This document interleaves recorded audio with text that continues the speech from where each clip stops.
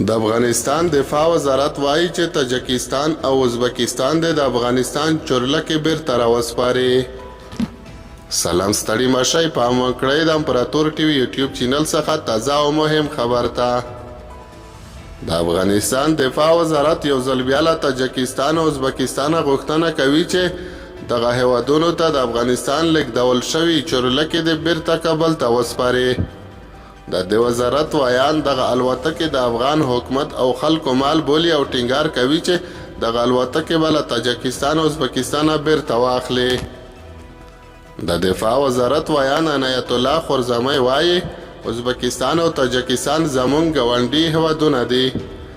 موږ له هغوی سره د ښو اړیکې غوښتونکي یو او له هغوی زموږ غوښتنه ده چې د ګاونډیتوب او ډیپلوماټیکو اصولو له مخې دغه الوتکې افغانانو ته ورکړي او هر وخت چې وي بیرته به ترې واخیستل شي. تر دې مخکې امریکا اعلان کړی و چې د جمهوریت د وخت چورلکې او الوتکې به اسلامي امارت ته ور نه کړي. خو د نظامي چارو شنونکي د دغه چورلکو د بیرته لاسته راوړلو یوازینۍ لار د سرپرست حکومت او امریکا چارواکو ترمنځ خبرې اترې ګڼي.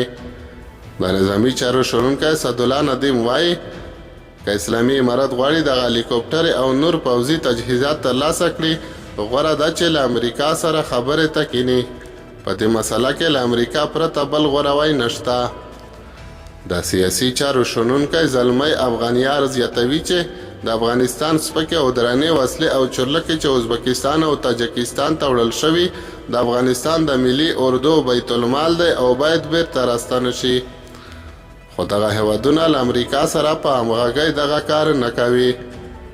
تاجکستان او ازبکستان ته لیږدول شوي چورلکې د امریکا له لوري پیرل شوي او افغان پوځ ته سپارل شوي وې.